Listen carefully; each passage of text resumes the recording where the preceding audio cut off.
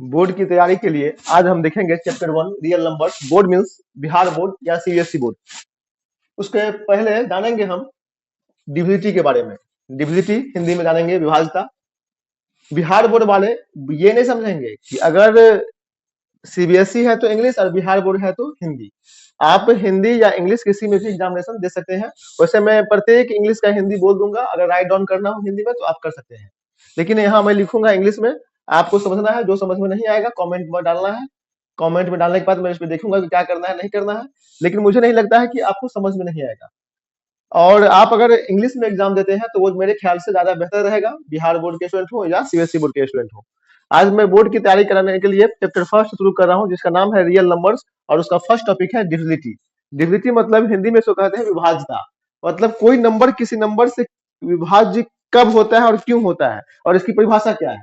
तो डिविजिटी का परिभाषा अगर देना चाहेंगे अगर हम एक लाइन में, तो कह सकते हैं कि ए नॉन जीरो इंटीजर है। और इंटीजर के बारे में आप पहले से परिचित हैं, अगर नहीं परिचित है तो आप मेरे YouTube को सब्सक्राइब कीजिए और उसमें 6 क्लास 7 क्लास का जो एपिसोड है वो देखें, आपको क्लियर हो जाएगा। तो कहा गया ए नॉन जीरो इंटीजर मतलब वह इंटीजर जो जीरो नहीं हो, बाकी कुछ भी हो सकता है, जीरो को छोड़ के कुछ भी।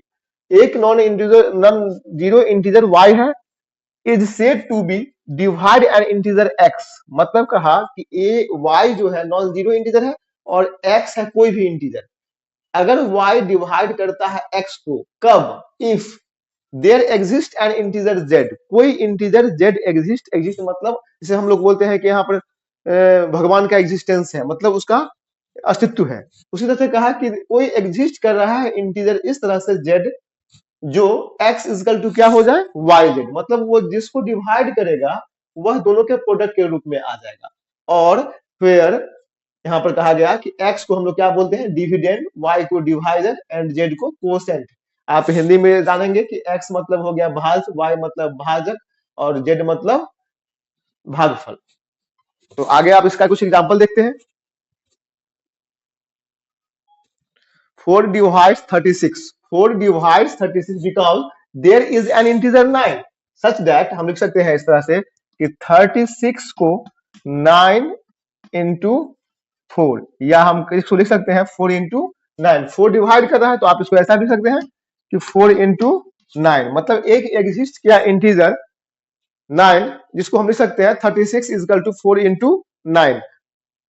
बट 4 डज नॉट डिवाइड 35, मतलब 4 डिवाइड नहीं करेगा 35 को, क्योंकि ऐसा कोई भी इंटीजर एग्जिस्ट नहीं करता है जिसको हम 4 में मल्टीप्लाई करें तो 35 कर दे। मतलब डिविजिटी का एक ही नियम है कि कोई अगर नंबर किसी नंबर को डिवाइड करता है तो जो नंबर डिवाइड करेगा उसको इंटीजर के प्रोडक्ट के रूप में हम लिख सके। अगर नहीं लिख सके इंटीजर, याद रहेगी इंटीजर ही ओनली इंटीजर, तब कहेंगे हम डिवाइड करता है, नहीं तो नहीं करता है। और इंटीजर में आप लोग सोचेंगे क्या होता है नहीं होता है, वही यहाँ लिखा है मैंने कि there do not exist an integer c such that 35 is equal to 4 into C. In other word, दूसरे शब्दों में हम यह कह सकते हैं कि 35 equal to 4 into C is not true for any integer c, मतलब ये ट्रू नहीं है।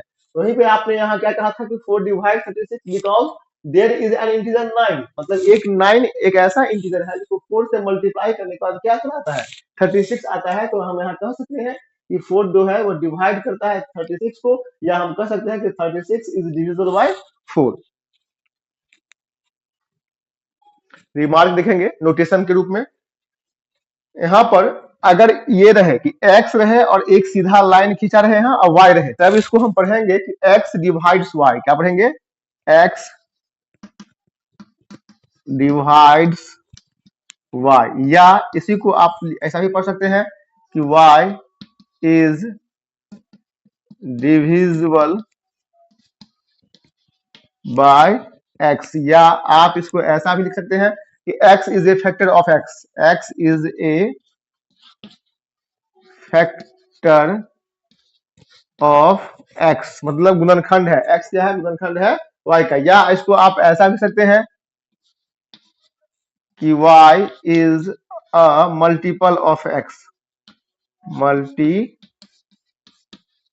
ऑफ x, मतलब ये सब एक ही नाम हुआ। या तो हम कह सकते हैं कि x इज ए, इस तरह भी कह सकते हैं कि x is a divisor of y, x is a divisor, divisor भी तो हुआ, एग्जैक्ट डिवाइजर। Of Y. मतलब बहुत सारे तरीके से इसको बोल सकते हैं जो इसका मीनिंग हुआ ये, लेकिन ये सिंबॉलिक रूप में क्या है यह कि x डिवाइड्स y, मतलब x जो है y को कंप्लीटली डिवाइड करता है।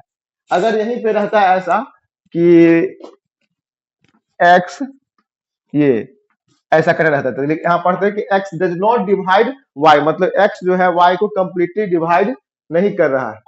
इस तरह से हम लिख सकते हैं यहाँ पे कि x does not divides y, या लिख सकते हैं y is not divisible by x, और x is not affected of, मतलब x डिवाइड करता है y को, लेकिन इस तरह से डिवाइड होता है कि कंप्लीटली डिवाइड नहीं होता। इसका मतलब है कि डिवीजन किया गया लेकिन y कंप्लीटली डिवाइड नहीं हुआ, अगर ये सिंबल लगा हुआ है तब। इसको याद रखेंगे नोटेशन को। फिर हम आगे देखते हैं। एक क्वेश्चन है, state whether the following are true और नॉट, मतलब इसमें से चेक करना है कि ट्रू है तो क्यों है और नहीं है तो क्यों नहीं है। तो फर्स्ट ऑफ ऑल है, अभी आप सिंबल में पढ़े हैं कि यहाँ लिखा हुआ है कि 19 डिवाइड्स 171, तो आप यहाँ देखिए क्या होगा, ये इज ट्रू, ये क्या होगा, ट्रू होगा। क्यों? Because 171 is equal to 19 into 9, मतलब एक इंटीजर यहाँ पे 9 एग्जिस्ट किया जिसको हमने 19 के मल्टीपल के रूप में, प्रोडक्ट के रूप में लिख दिया, मतलब 171 is equal to 19 into 9। That means हम कह सकते हैं कि 19 डिवाइड्स 171 या 171 इज डिवाइडेड बाय 19। लेकिन यहाँ पर देखेंगे आप कि ये क्या होगा, is not true, because 143 equal to 16 into C, not equal to, मतलब यहां पर क्या देंगे, not equal to for any integer C, for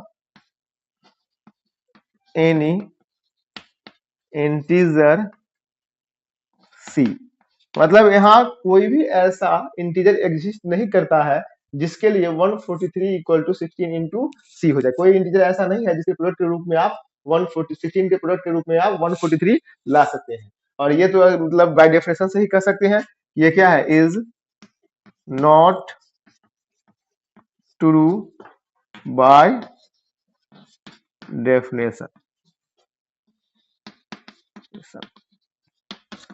क्योंकि आप जानते हैं कि जीरो डिवाइड्स नहीं कर सकता है 43 को, क्योंकि डिनोमिनेटर में जीरो नहीं आएगा, अगर आएगा तो क्या हो जाएगा, नॉट डिफाइंड, तो इसका डेफिनेशन ही नहीं है। हमारे आप पीछे वाले क्लास के सेक्शन में देखिएगा कि जीरो से क्यों नहीं डिवाइड करते हैं, क्यों ये अनडिफाइंड हो जाता है, सब आपको उसमें मिल जाएगा। तो सर क्या करना है आपको, मेरे यूट्यूब चैनल को सब्सक्राइब करना है, और जितने भी एपिसोड दिए गए हैं 6 क्लास 7 क्लास या दिए जा रहे हैं, आप उसमें से देखिएगा जरूर, आपको मिलेगा। आपको जो भी प्रॉब्लम हो फिलहाल आप कमेंट में डालना है और पूछना है। आगे फिर हम देखते हैं इसमें नोट में देखेंगे, कंप्लीटली डिविजिबल मींस, मतलब एक नोट है जिसमें कहा गया है कि completely divisible means quotient integer और रिमाइंडर जीरो। तो जनरली हम लोग बचपन से यह पढ़ते आते हैं कि कंप्लीटली डिविजिबल तभी समझेंगे जब रिमाइंडर जीरो हो गया, बट अब आप सोच रहे हैं कि थिंकिंग लेवल को और थोड़ा हाई करना है, और यहाँ यह सोचना है कि कोसेंट इंटीजर होगा तभी समझेंगे हम लोग कि कंप्लीटली डिविजिबल है, और रिमाइंडर भी जीरो पर आप डिसाइड कर सकते हैं, ये तो पहले से जानते हैं। अब यहाँ यह बात है कि डिवीजन की बात आई तो दो तरह की बातें आई यहाँ पे कि एक तरफ कोसेंट कर रहा है इंटीजर, एक तरफ कर रहा है रिमाइंडर जीरो। तो अब हम लोग डिवीजन पे छोटा मोटा डिस्कस कर लेते हैं। डिवीजन को हम लोग सिंबॉलिक रूप में ये दिखाते हैं, अगर इस तरह से लिखा हुआ है तो इसको पढ़ेंगे ए इज डिवाइडेड बाय बी, जहां पर ए को क्या कहेंगे, डिविडेंड, और बी को कहेंगे डिवाइजर, मतलब ये ए जो हो गया वह भाज्य हो गया और बी जो हो गया वह क्या हुआ, भाजक हो गया। अब आगे देखेंगे इसके टाइप्स। यहाँ डिवीजन के 2 टाइप्स होते हैं, फर्स्ट है यूक्लिड डिवीजन फॉर्म और एक है quotient form. Euclid division form में ए इज डिवाइडेड बाय बी को हम लिखते हैं इस रूप में, इस फॉर्म में लिखते हैं, और यहाँ पर where A is equal to क्या हो जाता है, dividend, B is equal to divisor, X is equal to multiple of B, X जो है ऑलवेज मल्टीपल ऑफ बी। आपको पहले से मालूम होगा, और नहीं मालूम होगा तो फिर वही बात क्या कि आप सब्सक्राइब करें और पीछे का एपिसोड देखें। मल्टीपल का मतलब होता है कि किसी भी नंबर का मल्टीपल उस नंबर में किसी भी इंटीजर को मल्टीप्लाई करने से प्राप्त होता है, मतलब इंटीजर ही जब भी यहाँ आएगा तो इंटीजर ही आएगा, तब तो इसका प्रोडक्ट मतलब मल्टीपल होगा। तो याद रहे कि कोसेंट में जब भी आएगा तब क्या होगा, इंटीजर को ही लिखना है जो इसका मल्टीपल मिल सके। हमारे बुक में सब कुछ दिया रहता है, बी के बारे में, ए के बारे में, क्यू के बारे में, आर के बारे में, बट एक्स के बारे में कुछ नहीं दिया रहता है। लेकिन यहाँ जानेंगे कि एक्स ऑलवेज क्या होता है, मल्टीपल ऑफ बी, और multiple of B is equal to N B, where N is an integer. Q क्या है, कोसेंट, मतलब क्यू जो है वह कोसेंट है और आर जो है रिमाइंडर है। यहाँ हम लोग रिमाइंडर से डिसाइड करते हैं कि यह कंप्लीटली डिवाइड ए है कि नहीं बी से। बट यहाँ एक है कोसेंट फॉर्म, कोसेंट फॉर्म में ए इज डिवाइड बाय बी को क्या लिखते हैं, ए बाय बी। और यहाँ पर ए क्या हो गया, डिविडेंड, बी हो गया डिवाइडर, और ए बाय बी क्या हो गया, कोसेंट। तो इसको हम बोलते हैं कोसेंट फॉर्म। एग्जाम्पल देख लेते हैं, 7 इज डिवाइडेड बाय 2। यहाँ पर यूक्लिड डिवीजन फॉर्म यूज किया गया, आप देख सकते हैं यहाँ पे 2 3 जा 6, यहाँ जो 6 है वह क्या है, मल्टीपल ऑफ 2 है, माइनस किए तो 1 आया, यहाँ पर रिमाइंडर क्या था 1, जो कि 0 के बराबर नहीं है। तो हम यहाँ क्लियरली कह सकते हैं कि 2 डज नॉट डिवाइड 7, मतलब 2 जो है कंप्लीटली डिवाइड 7 को नहीं कर रहा है। अब यहाँ है 16 इज डिवाइडेड बाय 2, यहाँ पर हमने कोसेंट फॉर्म यूज किया और काटा, 2 8 जा 16, 8 आ गया, दैट मींस यह क्या है, इंटीजर है। और हम कह सकते हैं कि यहाँ पर इंटीजर है, दैट मींस कंप्लीट डिवाइडर है, इसलिए 2 डिवाइड्स 16, मतलब 2 जो है इज ए डिवाइडर ऑफ 16, या 2 इज ए फैक्टर ऑफ 16, या कह सकते हैं कि 16 इज कंप्लीटली डिवाइडेड बाय 2। यहाँ पर एक चीज और देखना है कि अगर कोसेंट फॉर्म में इसको लिखा जाए तो 7/2, और इसको आप सॉल्व करेंगे तो 2 3 जा 6। आप चूंकि 9th में 9th क्रॉस कर चुके हैं तो पॉइंट यहाँ यूज करेंगे, तो क्या हुआ 1 पे 0 10 और 2 5 जा 10, दैट मींस 3.5 जो है यह आपका कोसेंट है। बट यहाँ क्या है, यह क्या है, इंटीजर नहीं है, ये क्या है, इंटीजर नहीं है। मतलब कोसेंट ऑलवेज इंटीजर होना चाहिए, तभी कंप्लीटली डिवाइड होगा, नहीं तो डिवाइड नहीं होगा। यहाँ प्रॉपर्टी देखेंगे, for every non zero integer A, मतलब कोई भी इंटीजर है बट 0 1 नहीं है, उसके लिए हम देखेंगे प्लस माइनस 1 डिवाइड्स ए, मतलब किसी भी नॉन जीरो इंटीजर को 1 या -1 कंप्लीटली डिवाइड करता है, या हम कह सकते हैं कि +1 एंड -1 दोनों जो है वह क्या है, फैक्टर होता है किसका, किसी भी इंटीजर की, जीरो को छोड़ के जीरो भी ले सकते हैं। लेकिन यहाँ पर हम यूज किए हैं कि for any non zero integer A, that means A क्या है, तो नॉन जीरो इंटीजर है। अब यहाँ देखिए कि एक दूसरा प्रॉपर्टी कहा गया कि ए डिवाइड्स जीरो, मतलब कोई भी नॉन जीरो इंटीजर ए है, कोई भी इंटीजर है वह जीरो को क्या करता है, कंप्लीटली डिवाइड करता है, मतलब every integer is a factor of zero. यहाँ पर है जीरो, ये होगा डिवाइड, जीरो इज डिवाइड्स ए, क्या होगा, zero does not divides A, zero किसी भी इंटीजर को डिवाइड नहीं करेगा। क्यों, क्योंकि कोई भी ऐसा इंटीजर सी एग्जिस्ट नहीं करता है जिसके लिए हम ए को लिख सके क्या, 0 इंटू सी के, ऐसा कोई भी नहीं है ऐसा जिसको लिख सके हमेशा, पहले भी पढ़ चुके हैं ऐसा। एक बात और देखिएगा यहाँ कि अगर नॉन जीरो इंटीजर ए है, वह अगर डिवाइड कर रहा है बी को, तो जरूर माइनस ए भी डिवाइड करेगा बी को, और ए डिवाइड करेगा माइनस बी को, एंड उसी तरह से माइनस ए डिवाइड करेगा माइनस बी को फॉर एनी इंटीजर बी।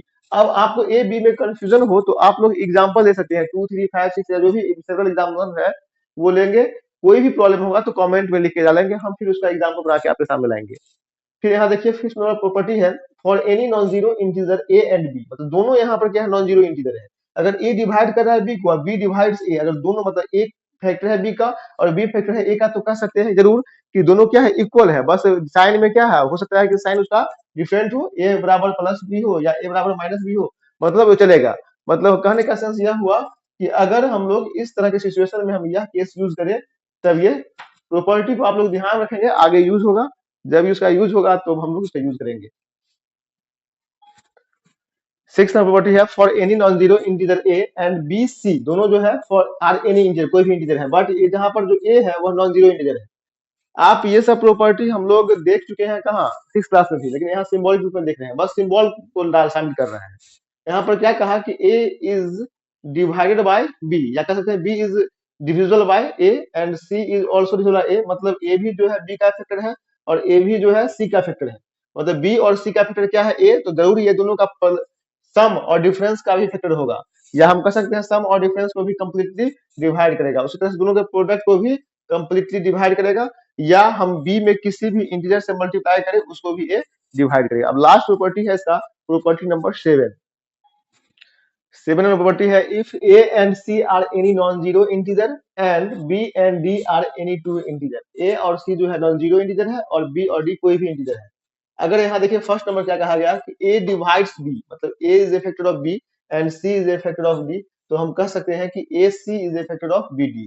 और दोनों को मल्टीप्लाई कर दे तब ये दोनों क्या हो जाएगा, फैक्टर हो जाएगा किसका, इस दोनों का प्रोडक्ट का, बी डी का।